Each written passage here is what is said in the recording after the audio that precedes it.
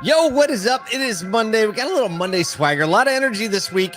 We got some real news for you today. We always have real news. Talking about Carvana selling cars for less. Really? A day to purge, and we're going to the moon, or we're not going to the moon. Everywhere I go, the people Or we're not listen going to the ID, moon. They stop and stare We'll with talk me. about that in just Our goal is to not roll fake news. That's a primary goal of ours. Real news only here at ASOTU. It's a Real low news bar, only. Kyle.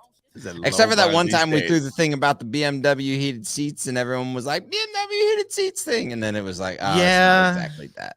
But Yeah. hey, look, we were just talking about the things that everybody talks about. So it's like, hey, we're going. No, to the we moon. definitely Fake don't. news.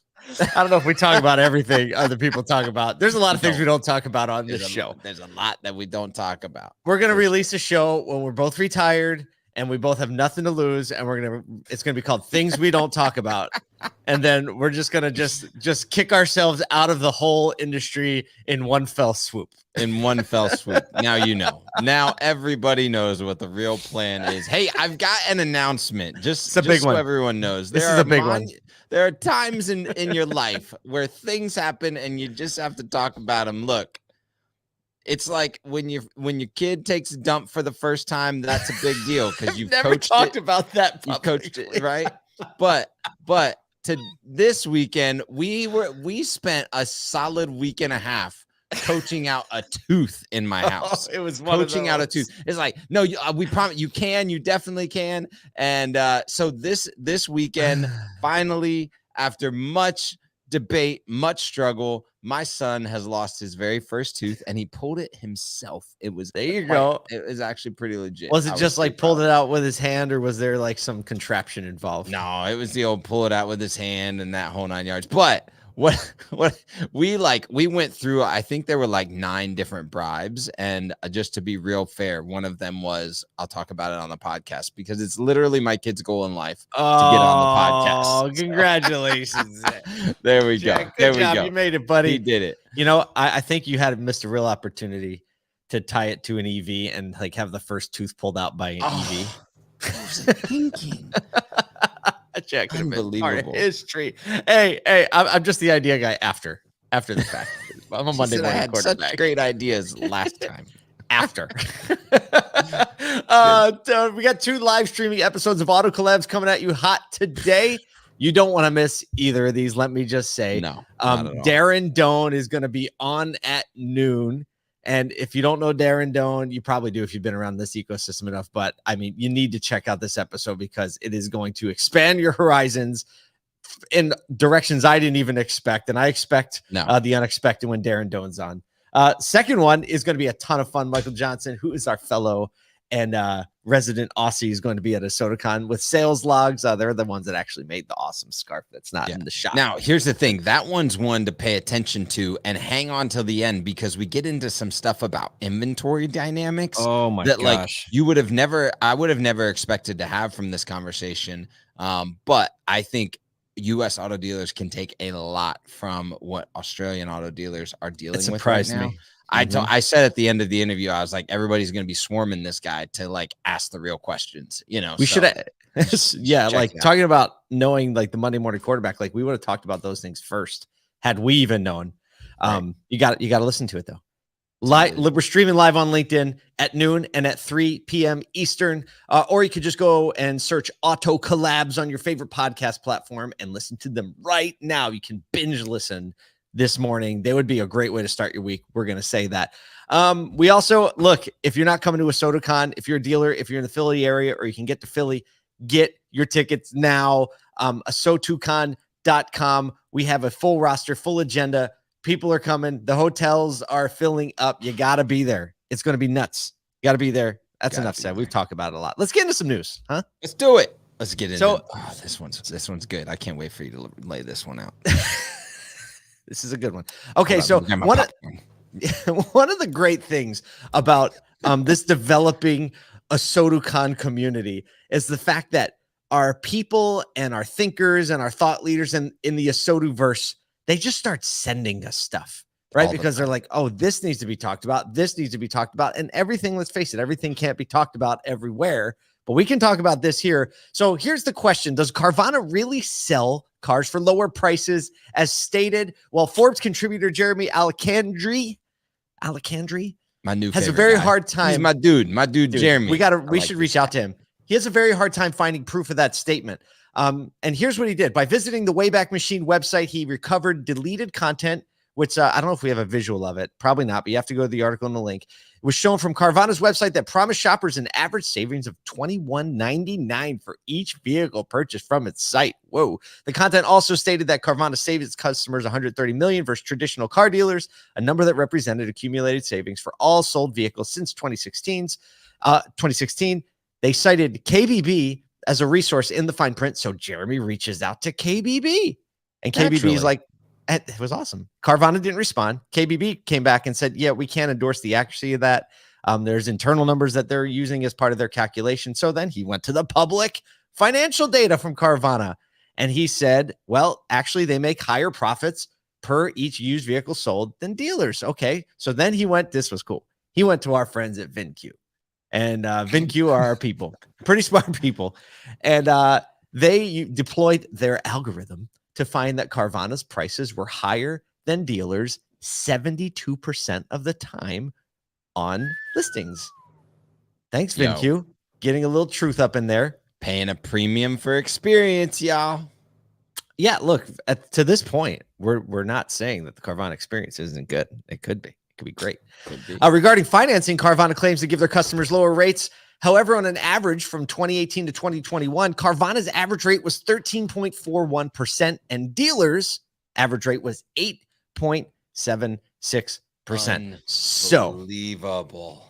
Our buddy Jeremy uncovered a big. And when we say our buddy Jeremy, he's our buddy now. He's our buddy now. Jeremy, we're coming for you, man. We got to get him to hang out. Oh, we should get him to ASOTU. I know. Where does he live? I'm like scouring the thing. We can find this.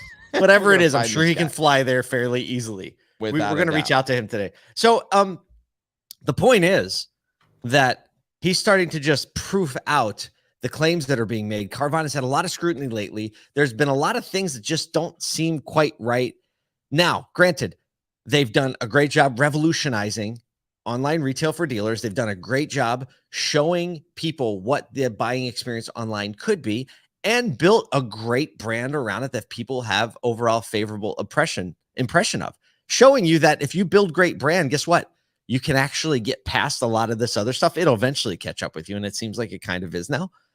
But Carvana finally responded to him after this came out, and they asked that this could be added to the article. So he graciously added, it said, buying and financing used vehicles incorporates a litany of variables, and comparing cost or rates must examine similar buyers and all required fees, including, for instance, that other dealers may charge documentation fees that can approach $700. Carvana has delivered industry-leading experiences for buying or selling used cars to millions of customers and is proud to have recently been named the #2 automotive brand in the U.S. as designated by Forbes, the same article, the same publication this came out in, 2020 most consumer-centric companies list. So they were like, hey, our brand is really good.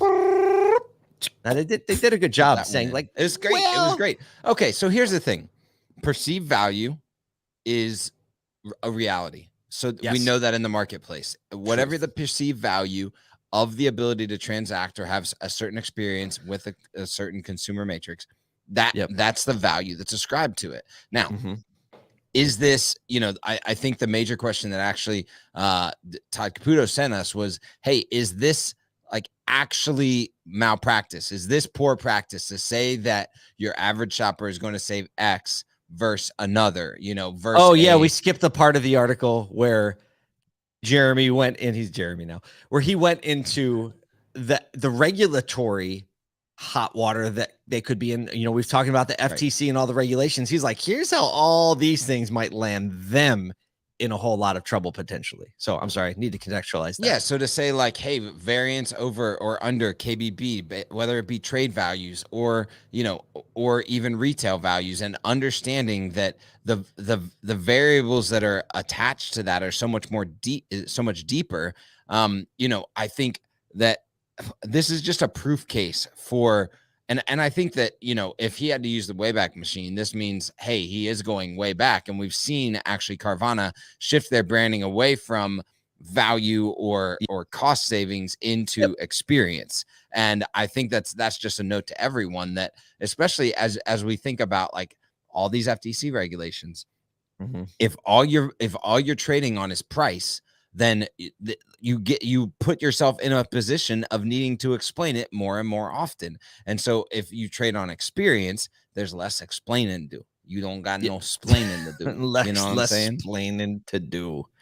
Yeah, so Ty Caputo, if you know, he's part of the ASOTU verse, former dealer, ran the delivery centers, opened them up all over the country for Echo Park, now is doing some consulting. He gave us a couple bullets with his thoughts on this when he sent it through. He's like, hey, the author used the Wayback Machine. They suggested Carvana could be in some legal issues. He's like, and a lot of other dealers do similar stuff, right? Like saying $3,000 below Blue Book, or, you know, you're going to save X amount of money, right? That's all going to be a big problem with these new proposed regulations.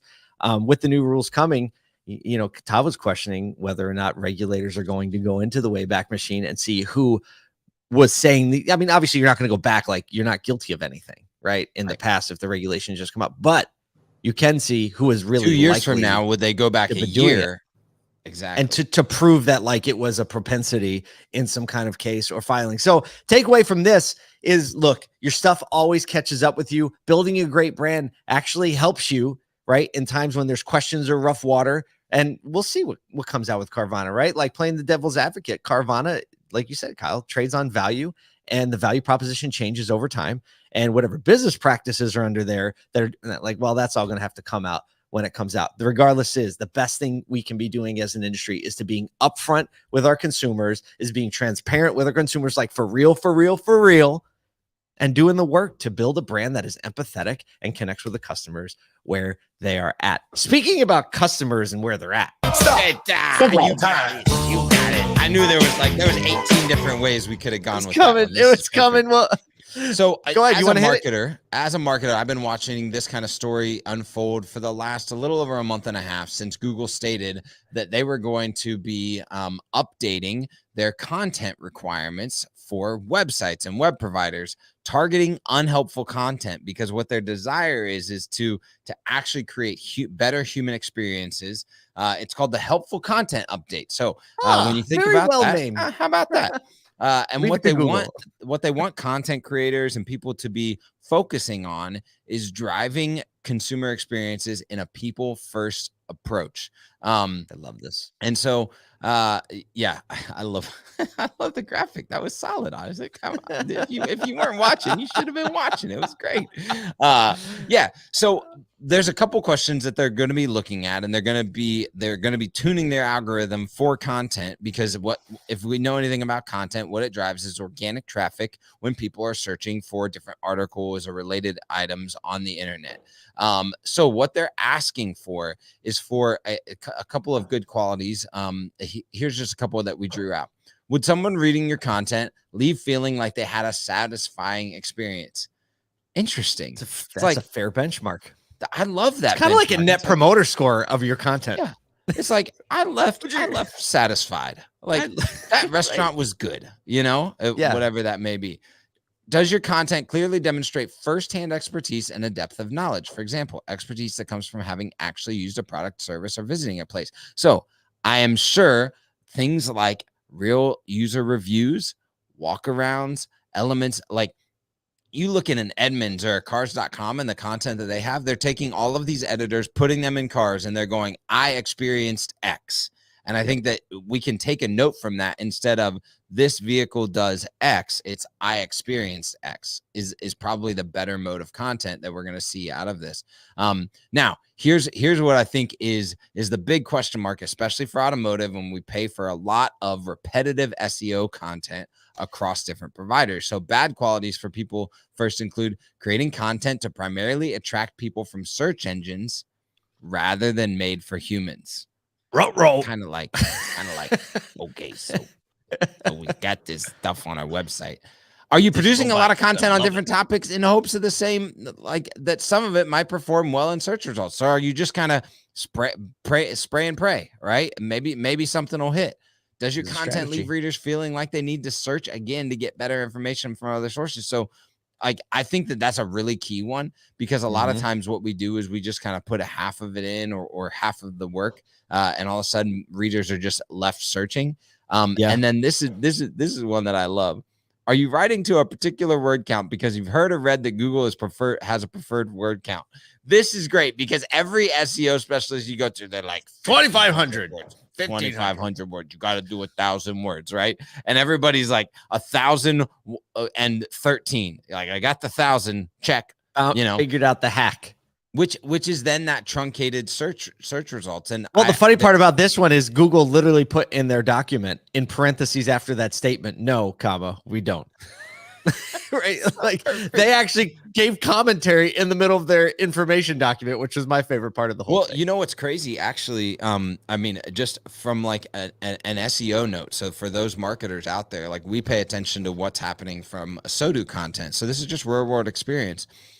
There was a massive I think Google likes that. Yeah. Real world experience. This is already helpful content. Yeah. So here we go. So there was a big craze about root beer memes. All right. And this was earlier this summer. Well, there is a ton of content about root beer memes. What is it? Where does it go? We wrote up a What the Kids Are Into article that is 2 sentences with a link out and a GIF and a really good title. That one currently sits for like 10 different keyword phrase searches as number 2 or 3 in the article. So it's not 1,000 words. It's not 1,500 words. There's no bullet points. There's nothing fancy. It's just well linked, well titled, good image, all of that type of stuff. Get what you want. Think about what you're writing, and is it relevant for humans? And especially when we think about auto specific articles, are you writing as if you're writing to a local human that's connecting with a piece of content in order to drive them deeper in the search funnel? Because that's what Google is going to identify as helpful content. Let's go. I'm feeling like this is going to be really good for ASOTU content, because we write for people. If you haven't figured it out, Google understands what's actually good for people, and people, whether they are here or somewhere else, like the moon. Stop. Segue. We'll use that just because we can. They're gonna be there soon. Well, we had a big story. We're all excited. The NASA's Artemis 1 SLS mega rocket supposedly is going to be heading to the moon and back starting today, as preparations were all set and everyone was all, excited. And I walked into our office this morning and the production team has it on the monitor on the live stream. Cocoa Beach, Florida, between 8:33 and 10:33 a.m. The launch was supposed to happen after 10 years in the making. The ship's going to include 3 flight test dummies, no real humans. They're going to measure effects of radiation, et cetera, et cetera. They're going to send them out 39 to 42 days, fling them around the moon a couple times, bring it back. And it didn't happen. Didn't happen. No, there was a hydrogen fuel leak and a crack somewhere. And I said, man, it kind of makes me feel better for the amount of planning and preparation and money that went into that for it to still not work. And something went. Makes me feel pretty good when something doesn't go wrong around here. Yeah, because we just thought of it like 10 minutes ago. That's the way it goes. It looks like they're set to try again on the 2nd. So later this week we might get to see this thing take off. A couple of my favorite things is one of the dummies' name is Helga. Helga. It's Helga. Why not? That's a great name for a dummy. Why not? Hey, I wonder what happened. They had special appearances planned today by Jack Black, Chris Evans, Keke Palmer, as well as performance of the Star Spangled Banner by Josh Groban and Herbie Hancock. Like, check that out. What are those? What are they all doing? They're like, well, we got to come back. I wonder if they'll be back. Well, we're going to find out. I do love the brand play, though. I love the brand play. Absolutely. Hey, not everybody can take 10 years to do something, have it go way over budget, and still have everyone excited about it. So we'll be excited. We'll tune in and let you know. But for today, we got a lot of work to do as an industry. So get out there and do the work that you go and do.